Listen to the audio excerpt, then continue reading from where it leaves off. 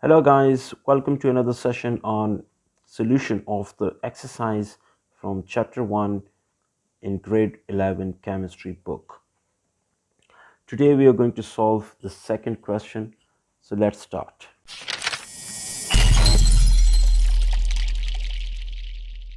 So the second question in exercise of chapter 1 is answering the questions briefly.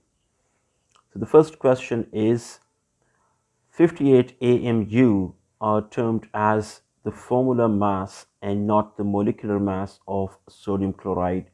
Why? The reason that we use formula mass instead of molecular mass for sodium chloride is that sodium chloride does not exist as a separate entity in the form of a molecule. In fact, it occurs or is present in the form of ions, and you know that it has a particular crystal lattice in which sodium ions are surrounded by chloride ions and chloride ions are surrounded by sodium ions. So in fact it's not a separate molecule, but it is present in the form of ions, and that is why we call it the formula mass instead of the molecular mass of sodium chloride. The second question is, the concept of limiting reactant is not applicable to reversible reactions. Explain. We can apply the concept of limiting reactant to reversible reactions to the extent of calculating the theoretical yield.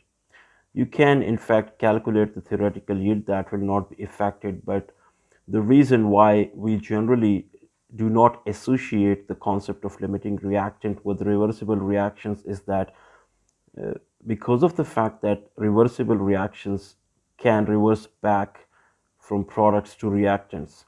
So it means that the limiting reactant or the reactant which is present in lesser molar ratios will never be consumed completely. In fact, some of the products will convert back into reactants, and that is why we generally do not associate the concept of limiting reactant with reversible reactions. But again, you can use the same concept for calculating theoretical yield. The third question is, how many covalent bonds are present in 9 grams of water? Now, 9 grams of water is equal to 0.5 moles of water. And you know that 1 mole of water contains Avogadro's number of molecules of water. So if 1 mole contains 6.023 into 10 to the power 23 molecules of water, 0.5 moles will have half of the number of molecules of water, that is 3.01 into 10 to the power 23. And 1 molecule of water contains 2 covalent bonds. If I can draw it here, this is a molecule of water, and you can see that there are 2 covalent bonds between oxygen and hydrogens, and because we have 9 grams, that is equal to 0.5 moles, and that will contain 3.01 into 10 to the power 23 molecules of water. Each molecule has 2 covalent bonds, so you can multiply the number of molecules by the number of bonds in one molecule, and so multiplying this number with 2 will give you 6.02 into 10 to the power 23 covalent bonds in 9 grams of water. The fourth question is, differentiate between limiting and non-limiting reactants. So we have explained this question before in another video, the link to which you can find here, but to repeat it again for you guys, a limiting reactant is a reactant that is present in lesser molar ratios in a chemical reactions, or it is a reactant which is consumed completely during a chemical reaction, or it is a reactant which gives you the least amount of products in a chemical reaction. A non-limiting reactant, on the other hand, may be termed as the excess reactant, or it is the reactant which is present in higher molar ratio, or it is a reactant which is not completely consumed in a chemical reaction. Some of it is left after the reaction is complete. And you can also call it a reactant which gives you higher number of moles of the product, or higher quantities of the product. The fifth question is, how many molecules of water are there in 12 grams of ice? Now, ice is water actually. So 1 mole of ice is equal to 18 grams. So if 18 grams is equal to 1 mole, 12 grams will be equal to 12 divided by 18, and that is equal to 0.67 moles of water or ice. Now, 1 mole of ice contains a Avogadro number of molecules of water. So 0.67 moles will contain 0.67 into 6.02 into 10 raised to the power 23, and that is equal to 4.01 into 10 raised to the power 23 molecules of water in 12 grams of ice. Question number 6. Which contains more atoms, 1 mole of iron or 1 mole of hydrogen? Justify your stand. Now, 1 mole of iron contains 6.02 into 10 raised to the power 23 atoms of iron, and 1 mole of hydrogen molecule contains 6.02 into 10 raised to the power 23 molecules of water of hydrogen. But we are asked about atoms. Now, 1 molecule of hydrogen contains 2 atoms of hydrogen. So 6.02 into 10 raised to the power 23 molecules of hydrogen will contain 6.02 into 10 raised to the power 23 multiplied by 2, that is about 12.04 into 10 raised to the power 23 atoms of hydrogen, while 1 mole of iron contains 6.02 into 10 raised to the power 23 atoms of iron. So the answer is that hydrogen will have more number of atoms in 1 mole than 1 mole of iron. Question number 7. Give reason that 1 mole of different compounds have different masses but have the same number of molecules. Now again, it's the concept of mole, and you know that mole is actually related to the number of molecules of a substance. So for example, we have 2 different molecules like water and carbon dioxide.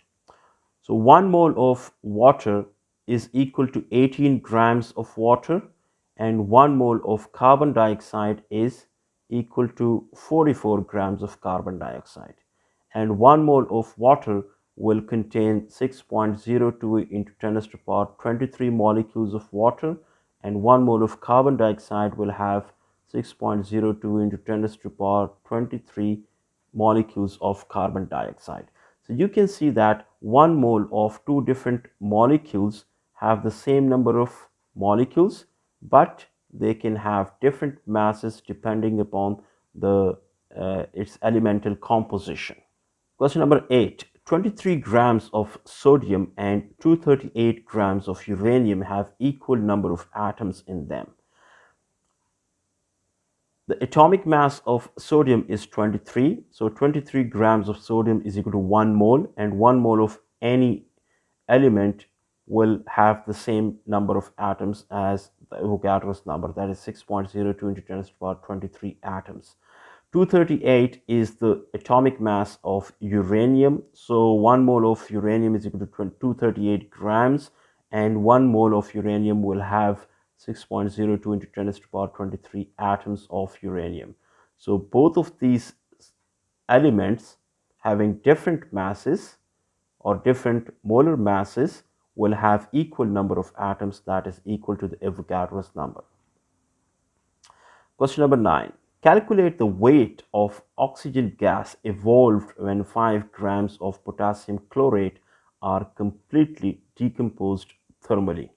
To answer this question, first we have to know the chemical reaction occurring when potassium chlorate is decomposed thermally. We need to know the products of the reaction first, and then we can calculate, or we can first balance the reaction and then calculate the amount of oxygen that is evolved as a result of this decomposition of potassium chlorate. So first let's write down the chemical equation and then balance it.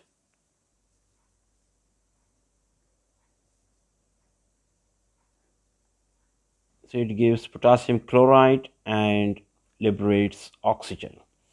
So first we need to balance it. Here we have 3 oxygens, here we have 2 oxygens. So the only thing that can balance it is if we write 3 here. So that makes it 6 oxygens here. And then multiplying potassium chlorate with 2 makes it 6 oxygens here. And then we have to multiply potassium chloride with 2. So now we have a balanced chemical equation. And the question is that what amount of oxygen gas will be evolved when 5 grams of potassium chlorate are completely decomposed? So what we are given is 5 grams of potassium chlorate. Now from the balanced chemical equation, we know that 2 moles of potassium chlorate decompose completely into 3 moles of oxygen. So first we need to convert 5 grams of potassium chlorate into the number of moles of potassium chlorate. And for that, we need the molecular mass of potassium chlorate. So potassium is 39, chlorine is 35.5, and oxygen is 16 multiplied by 3. It is equal to 48. And when you add it, this is equal to 122.5. So 122.5 grams of potassium chlorate is equal to 1 mole. So 5 grams of potassium chlorate will be equal to 5 into 1 divided by 122.5. And this is equal to 0.041 moles of potassium chlorate. So if 2 moles of potassium chlorate gives 3 moles of oxygen, 0.041 moles will give 0.041 multiplied by 3 divided by 2, and this is equal to 0.06 moles of oxygen. We are required to calculate the mass. So one mole of oxygen is equal to 32 grams of oxygen. So 0.06 moles will be equal to 0.06 into 32, and this is equal to 1.95 grams of oxygen. So 5 grams of potassium chlorate will give 1.95 grams of oxygen. Question number 10. What is the relationship between mass and volume of a gas at STP? Now, you know that any gas at STP occupies a volume of 22.4 dm cube of that gas. Now, gases can have different masses. Like, for example, oxygen molecule has a mass of 32 grams. So the molar mass is 32 grams, which is equal to 1 mole. So 32 grams of oxygen at STP will occupy 22.4 dm cube of oxygen. Nitrogen N2 has a mass of 28, so 28 grams of nitrogen at STP will occupy 22.4 dm cube of nitrogen gas. And that is the relationship between mass and volume of gas at STP. So you can calculate, or you can prove the relationship with the help of the number of moles of the gas at STP. Question number 11. The actual yield is lesser than the theoretical yield. Give reasons. So we have explained this question before in a lecture that you can find here at the top. The reason for actual yield being lesser than theoretical yield is that theoretical yield is calculated from the balanced chemical equation. Now, the actual yield is obtained after performing that chemical reaction, and you can most of the time get lesser quantities than what you calculate theoretically. The reason is that you might lose some amount of the product while performing different steps during a chemical reaction and obtaining the product in pure form. Secondly, the reaction may not be complete, like there is not 100% conversion of reactants into products. And the third reason may be because of the formation of some byproducts, and that will also reduce the actual yield of a product. Question number 12. What are the representative particles in 1 mole of a gas at STP? So 1 mole of any gas at STP will have Avogadro's number of representative particles, that is 6.02 into 10 to the power 23 particles of a gas. Question number 13. What is stoichiometry and stoichiometric amounts? The stoichiometry is the relationship between the amounts of reactants and products in a chemical reaction. Or you can call it a quantitative relationship between products and reactants in a given chemical reaction. Stoichiometric amounts mean the amount of a reactant required for a complete reaction, or you can say that it is the amount that will react completely with another reactant during a chemical reaction. So this was our question number 2, and we have tried to answer all of the questions. We'll come back another time with other questions in the same exercise. Thank you so much for joining us today. See you later.